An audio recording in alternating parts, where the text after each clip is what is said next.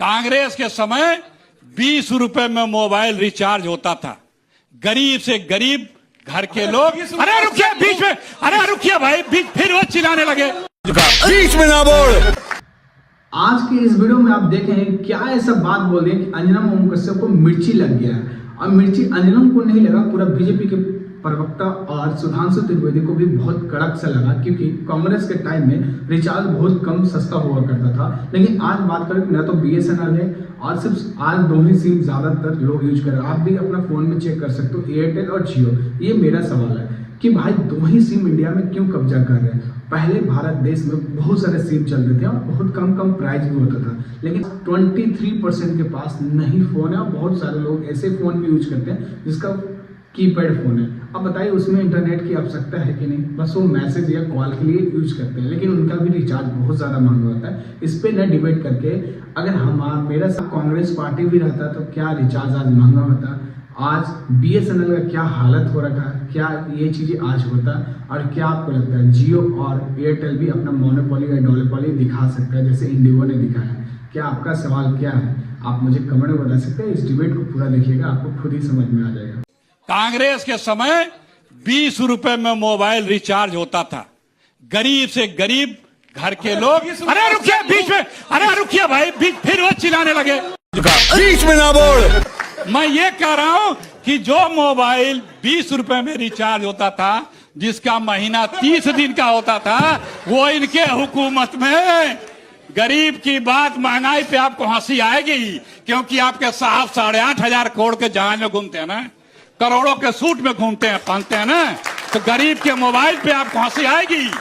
तुम्हें शर्म है कुछ? मतलब बीजेपी पर ऐसे लिखना बंद कीजिए, अपना बताइए। आप चक्कर क्या है कि आप सुनती नहीं। मैंने पहले ही कहा कि अगर आप हमें ED, EC, CBI, सत्ता, मीडिया, ये पैसा आपको चुनाव लड़के जीत कर ही आपके साथ ये तमाम संस्थाएं जिनका आप जिक्र कर रहे हैं ना, चुनाव तो जीतना होगा ना, जीतने की स्ट्रैटेजी क्या है पूछ रही हूं, सुधांशु जी सवाल ही नहीं सुन रहे आप। सुधांशु जी, मैंने 2 बार का फिर कह दे रहा हूं, सुधांशु जी और आप दोनों लोग ये यहीं से ऐलान कर दीजिए कि अब जो चुनाव होगा उसका 50% वीवीपैट गिना जाएगा। बोले सुधांशु जी क्या एतराज है? कोई एतराज नहीं है? लिखित में दीजिए, लिखित में प्रेजेंटेशन दीजिए।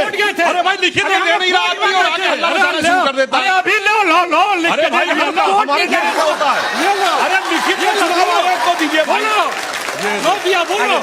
बोलो गजब है भाई। पंजाब से ट्रेन चली, वोटर ले गए ट्रेन से। कोरोना के मरने वालों के लिए, जो बेचारे मर रहे थे, उनको घर आने के लिए सरकार ने कोई व्यवस्था नहीं की, पैदल चल के आए, लेकिन वोट देने के लिए उनको VVIP ट्रीटमेंट ट्रेन में बिठा कर लाया गया। ठीक है, और वापस गए बेचारे उसी भीड़ से वो मजदूरी करने। अरे बिहार का मेधा, बिहार का नौजवान पूरे देश को नींव खड़ा कर रहा है। प्यारी समझ गई। बताना चाहता हूं, इस देश के इतिहास में यदि एकमात्र प्रधानमंत्री हुई है जिसको चुनावी धांधली के लिए कोर्ट ने दोषी सिद्ध किया है और उस कारण से उसका चुनाव रद्द किया, तो वो इनकी प्रधानमंत्री इंदिरा गांधी।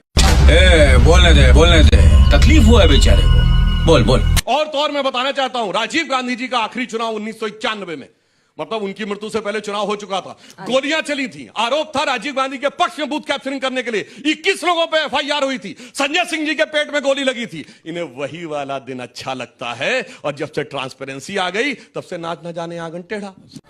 अभी पता चले। सुधांशु जी बहुत झूठ बोलते हैं, खूब झूठ बोलते हैं, इतने कॉन्फिडेंस से बोलते हैं कि सत्य को घबराहट होने लगती है। अरे यार यही सही है। इन्होंने एक दिन और बोला था, उस दिन नहीं बोल पाया था, आपने कहा चुनावी धांधली में इंदिरा गांधी को बता। और क्या झूठ बोल रहे हैं आप। आप बता रहे हैं भ्रष्टाचार, जिसको आप हमारे प्रधानमंत्री आपके भी हैं, कहते थे ये 20,000 करोड़ का घोटालेबाज है, 40,000 करोड़ का है।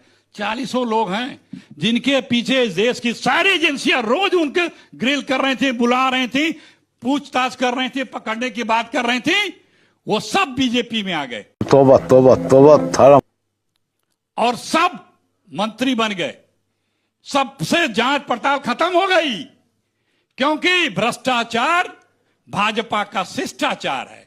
मेरे साथ आ जाओ, शिष्टाचारी हो जाओगे, बाहर रहोगे तो भ्रष्टाचारी होगे। मोदी जी जिसको बोलते थे उसको इन्होंने अपने पार्टी में ज्वाइन करा के उसको अपना डिप्टी सीएम सब कुछ बनाया। आदर्श की बात ये करेंगे।